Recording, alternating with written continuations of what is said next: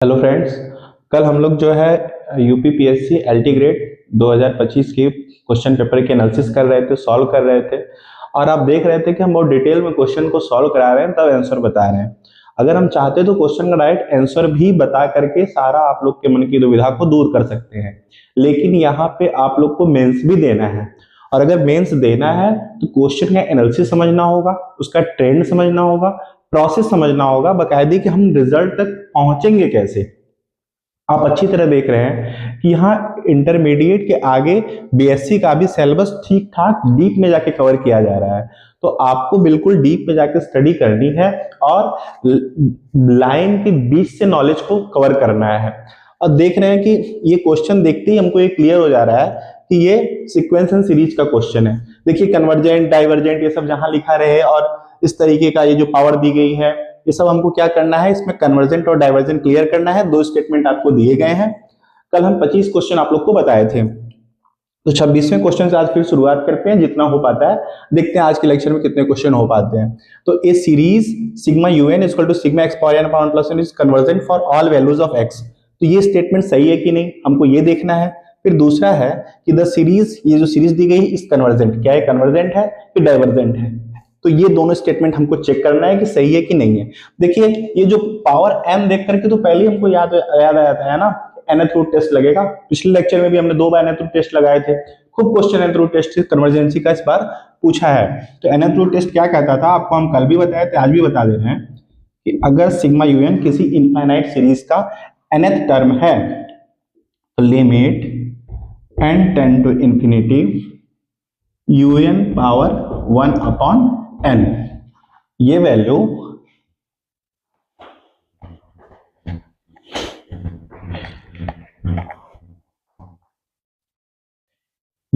अगर less than 1 आती है तो सीरीज हमारा कन्वर्जेंट होगा, और ग्रेटर देन 1 आती है तो सीरीज हमारा डाइवर्जेंट होगा, और इक्वल टू 1 आती है तो टेस्ट फेल कर जाएगा या इनकंक्लूसिव हो जाएगा।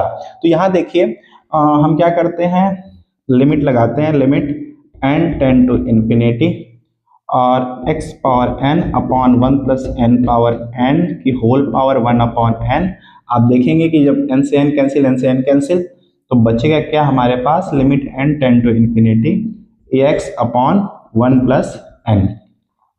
अब देखिए n की वैल्यू जब हम इंफिनिटी रख देते हैं तो 1 में इंफिनिटी कुछ भी जोड़ेंगे तो नीचे हमारा इंफिनिटी ही आ जाएगा। तो आ जाएगा limit n tend to infinity x upon infinity, इसको इंफिनिटी को हम क्या लिख सकते हैं, 1 अपॉन 0, 0 ऊपर चला जाएगा तो x into 0 is equal to क्या आ जाएगा, 0, जो कि less than 1। Hence this series is convergent and statement 1 is correct। ठीक है, और स्टेटमेंट 2 पे आके देखते हैं। सीरीज दी गई है हमारी, ये इस सीरीज का पहले हम nth टर्म देखते हैं क्या आएगा। इस सीरीज का हम nth टर्म में देखते हैं तो आप देखते हैं कि इसके नीचे अगर हम 1 लगा दे तो 1 2 3 4 डिनोमिनेटर सबका n हो जाएगा। आप देखिए कि nth टर्म कैसे पता करते हैं, ये अपने से पता करते हैं। इस सवाल जितना आप लगाएंगे आपको क्लियर होता जाएगा कैसे nth टर्म पता करते हैं, इसका कोई सूत्र नहीं है। ऊपर देखिए 2 3 4 यानी 1 से ऊपर 2, 2 के ऊपर 3 यानी n के ऊपर n प्लस 1। ठीक है, या इसको हम लिख सकते हैं 1 प्लस 1 अपॉन n। ये तो देखिए सीधे सीधे आ गया। यहाँ पे आप डाइवर्जेंस टेस्ट लगा सकते हैं, जिसको nth टर्म टेस्ट भी कहते हैं, nth टर्म टेस्ट या डाइवर्जेंस टेस्ट यहाँ पे आप लगा दीजिए। डाइवर्जेंस टेस्ट कहता है कि limit n tend to infinity un, limit n tend to infinity un की वैल्यू अगर 0 आती है, अगर 0 आती है तो टेस्ट फेल करेगा। 0 के अलावा कुछ भी आती है, फाइनाइट वैल्यू आती है, तो that series will be divergent, that series will be divergent. इसका नाम ही है डाइवर्जेंस टेस्ट। तो चलिए limit n tend to infinity 1 plus 1 upon n, n की वैल्यू इंफिनिटी रखेंगे तो 1 अपॉन 0, 0 पर चला जाएगा यानी वैल्यू क्या आ जाएगा, 1। This is not equal to 0, hence this series is divergent by divergence test. और ये हमारा स्टेटमेंट क्या हो जाएगा, इनकरेक्ट हो जाएगा। इसलिए ओनली क्वेश्चन नंबर जो 27 है, ये आप एक तरफ आपको इक्वेशन दिया गया है, इक्वेशन देख के लग रहा है कॉनिक सेक्शन की इक्वेशन है, और ये किस टाइप का कॉनिक है इसको हमको पता करना है। कल भी इसका हम प्रोसेस आपको बता चुके थे। जनरल इक्वेशन ऑफ कॉनिक क्या होता है, जनरल इक्वेशन ऑफ कॉनिक ये सब याद रहना चाहिए आपको, तभी फटाफट आप कर पाएंगे। ax square plus by square plus 2hxy plus 2gx plus 2fy plus c is equal to 0। अब ये किस टाइप का कॉनिक है? ये तो जनरल इक्वेशन हो गया। अब ये किस टाइप का कॉनिक है? सर्किल है, हाइपरबोला है, एलिप्स है, पैराबोला है? ये हम कैसे पता करते हैं? इसका डिस्क्रिमिनेंट निकाल के। इसका डिस्क्रिमिनेंट क्या होता है? एच स्क्वायर माइनस ए बी। और एच स्क्वायर माइनस ए बी की वैल्यू अगर लेस देन 0 आती है, कल हम बताए थे, तो ये क्या होगा? एलिप्स होगा, ठीक। बट अगर एच स्क्वायर माइनस ए बी लेस देन 0 आता है और a is equal to b भी है, ये दोनों कंडीशन फॉलो करती है, तो ये हो जाएगा सर्किल। और H square minus A b is greater than 0 है, तो हो जाएगा हाइपरबोला। क्या हो जाएगा? हाइपरबोला हो जाएगा। और H square minus A b equal to 0 है, तो हो जाएगा पैराबोला। ये कंडीशन चारों आपको याद रहनी चाहिए, तो आप आराम से इसको सॉल्व कर लेंगे। चलिए अब कंपेयर करा के देखते हैं, इस इक्वेशन से इसको हम कंपेयर करा के देखते हैं। इसमें a की वैल्यू क्या दी गई है? a की वैल्यू 3, b की वैल्यू 4 और 2h की वैल्यू इसमें दी ही नहीं गई है। h is equal to 0, h is equal to क्या हो जाएगा? 0 हो जाएगा। और b की वैल्यू दी गई है 4, ठीक है। चलिए एच स्क्वायर माइनस ए बी निकालते हैं। H square minus A B,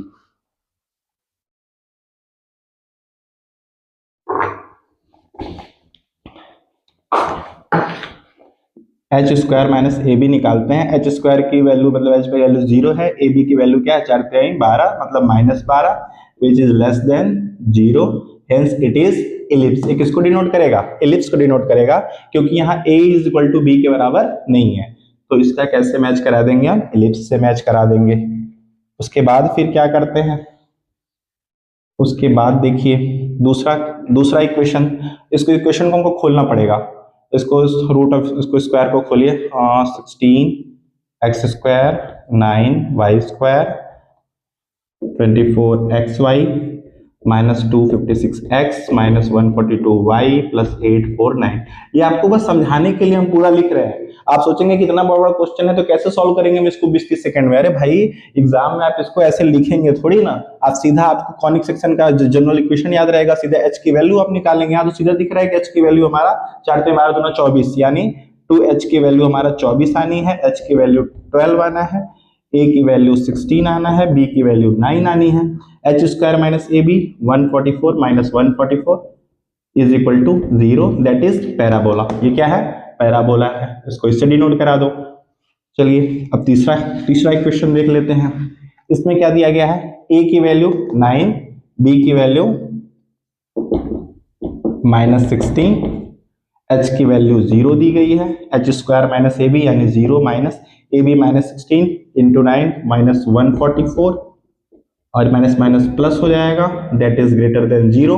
तो किसको डिनोट करेगा? ये हाइपरबोला को डिनोट करेगा। तो बचा हुआ सर्किल तो होगा ही, लेकिन हम कंडीशन से भी देख लेते हैं। देखिए इसमें आपको a is equal to b दिख रहा है और h की वैल्यू 0, h इसमें एक्स वाई का कोई कोफिशिएंट है ही नहीं, तो a into b h square minus A b यानी 2 दूना 4 -4 आ जाएगा विच इज लेस देन 0 और a is equal to b, that is it is a circle, it represents a circle. तो आप इस क्वेश्चन से आपको क्या देखने को मिला कि जब भी कहीं कॉनिक सेक्शन का इक्वेशन दिया रहे और कॉनिक सेक्शन का जो जनरल फॉर्म का इक्वेशन होता है ax square plus by square plus 2hxy plus 2gx plus 2fy plus c equal to 0, इसका डिस्क्रिमिनेंट जो होता है वो होता है एच स्क्वायर माइनस ए बी। ये एच स्क्वायर माइनस ए बी निकाल करके इसी को less than 0, greater than 0, is equal to 0, less than 0 but a is equal to C, a is equal to B, इसी हिसाब से हम कर लेंगे कौन इलिप्स है, कौन सर्किल है, कौन हाइपरबोला है, कौन पैराबोला है। इसको बिल्कुल याद रखिए। इसके बेस पे कम से कम 2 क्वेश्चन मेंस में आपके लड़ने वाले हैं। इस क्वेश्चन में दिया गया है कि if the arithmetic mean of the following frequency distribution, यानी फ्रीक्वेंसी डिस्ट्रीब्यूशन का जो है कॉलम आपको ये दिया गया है इज 39। फ्रीक्वेंसी डिस्ट्रीब्यूशन कितना, अरिथमेटिक मीन कितना आया है? 39 है।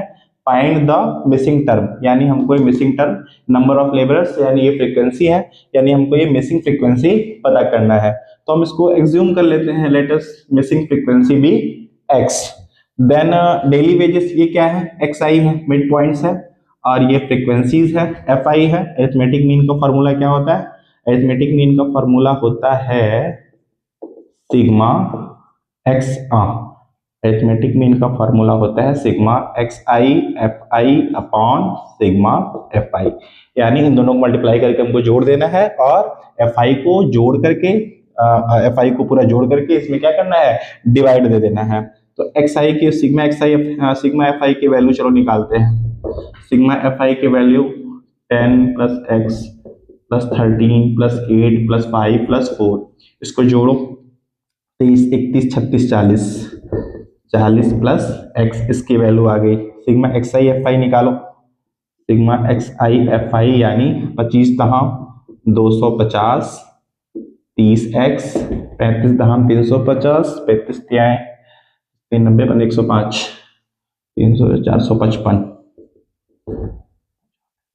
400 300 300, सबको जोड़ लेते हैं।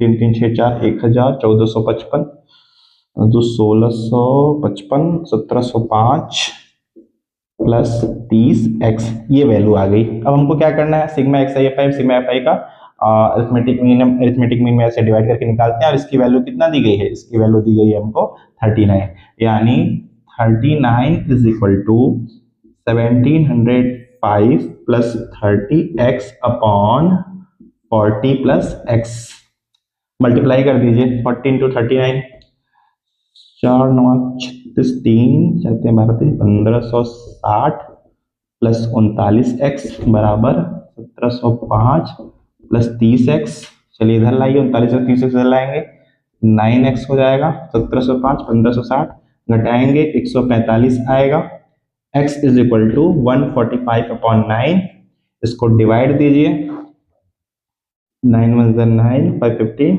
9 6 16, तो हमारा जो 16 पॉइंट समथिंग आएगा। तो हमारा जो करेक्ट आंसर हो जाएगा वो हमारा करेक्ट आंसर क्या हो जाएगा 16, यानी ये मिसिंग टर्म क्या है 16 है। अरिथमेटिक मीन निकालना आप सीख गए।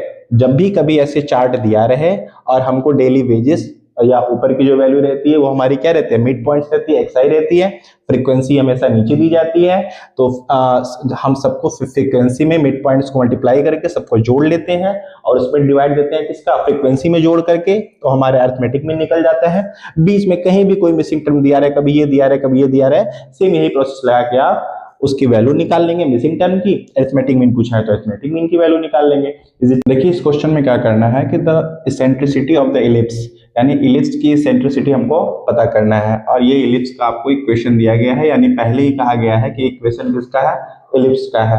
तो हम इलिप्स का स्टैंडर्ड फॉर्म क्या जानते हैं, x square upon a square plus y square upon b square is equal to 1, ये हम क्या जानते हैं, इलिप्स का स्टैंडर्ड इक्वेशन जानते हैं। और इसकी इसेंट्रिसिटी कैसे निकालते थे, if a is greater than b then b square is equal to a square 1 minus e square, if b is greater than a यानी b a से बड़ा होता है axis, then a square is equal to b square 1 minus e square, यहां से a b की value रख करके हम इसेंट्रिसिटी निकाल लेते थे। तो चलिए इसको कोशिश करते हैं इस स्टैंडर्ड फॉर्म में बदलने की। तो 4x स्क्वायर 8x, इसको एक साथ ले लेते हैं, 4 कॉमन ले लेते हैं, x स्क्वायर माइनस 2x आ गया एक ब्रैकेट में, plus y square plus 2y, ये दोनों वैल्यूज एक साथ आ गई, प्लस 1 यहाँ हमारा एक्स्ट्रा दिया इज इक्वल टू 0। चलिए ब्रैकेट में क्या करते हैं, x स्क्वायर माइनस 2x में प्लस 1 जोड़ देते हैं, माइनस 1 घटा देते हैं। ये क्यों करते हैं अभी आपको समझ में आ जाएगा। प्लस यहाँ पर भी देखिए इसको स्क्वायर बनाना है, y square plus 2y square बनाने के लिए प्लस 1 माइनस 1 जोड़ेंगे, क्यों जोड़ेंगे अभी समझ में आ जाएगा आपको, इज इक्वल टू 0। अब यहाँ देखिए ये क्या बन गया, x माइनस 1 का होल ऑफ स्क्वायर बन गया, और ये माइनस 1 आपका बच गया, प्लस ये y प्लस 1 का होल ऑफ स्क्वायर बन गया, माइनस 1 बच गया, प्लस 1 इज इक्वल टू 0। अब यहाँ देखिए 4 बन जा, माइनस 4 यहाँ आ गया, 4x माइनस 1 का whole of square minus 4 y plus 1 का whole of square minus 1 plus 1 is equal to 0। और यहाँ आप देखते हैं minus 1 plus 1 cancel, 4x minus 1 का स्क्वायर प्लस y प्लस 1 का होल ऑफ स्क्वायर माइनस इधर जाएगा प्लस 4 हो जाएगा, दोनों साइड हम 4 का डिवाइड कर देते हैं, तो आ जाएगा x माइनस 1 का whole of square plus y plus 1 का होल ऑफ स्क्वायर अपॉन ये यहाँ क्या आ जाएगा, ये तो कट जाएगा, इसके अपॉन 1 आ जाएगा, इसके अपॉन 4 आ जाएगा, is equal to 1। Standard form आ गया ना इलिप्स का, देखिए स्टैंडर्ड फॉर्म आ गया। अब क्या करते हैं, यहाँ हमको ए स्क्वायर की वैल्यू क्या है 1, बी स्क्वायर की वैल्यू क्या है 4। यहाँ हम देखते हैं कि b is greater than a, b is greater than a, यानी ये फॉर्मूला लगेगा। a स्क्वायर की वैल्यू पुट कर दीजिए 1 इज इक्वल टू b स्क्वायर की वैल्यू पुट कर दीजिए 1 माइनस ए स्क्वायर, और चलिए 4 माइनस 4e स्क्वायर या 4e square is equal to 3, और e square is equal to 3 upon 4, और e is equal to 3 upon root, अरे sorry e is equal to root 3 upon 2, that is answer is correct. तो आप समझ गए इस तरह के सवालों को कैसे आप सॉल्व कर पाएंगे, जब आपको पता रहेगा कि जब आप कईयों सवाल इलिप्स को स्टैंडर्ड फॉर्म में बदलने के लिए इस तरीके से स्क्वायर आप बनाए रहेंगे, तब आपको पता रहेगा कि हमको इसमें स्क्वायर बनाना है। उसके बाद इलिप्स का स्टैंडर्ड इक्वेशन आपको याद होना पड़ेगा, और इसमें पता करना पड़ेगा कि जब a is greater then b तो मेजर एक्सिस कौन होता है, माइनर एक्सिस कौन होता है। दोनों ही सिचुएशन में फार्मूला हम कौन वाला लगाते हैं। अगर a is greater then b है तो इसेंट्रिसिटी ऐसे निकाल लेंगे, b is greater than a है तो इसेंट्रिसिटी ऐसे निकाल देंगे। क्या हमको स्टैंडर्ड फॉर्म में ले आए तो a स्क्वायर b स्क्वायर की वैल्यू हमको पता चल गई, इस फार्मूले में हमने पुट किया, ए की वैल्यू निकल गई। That is clear.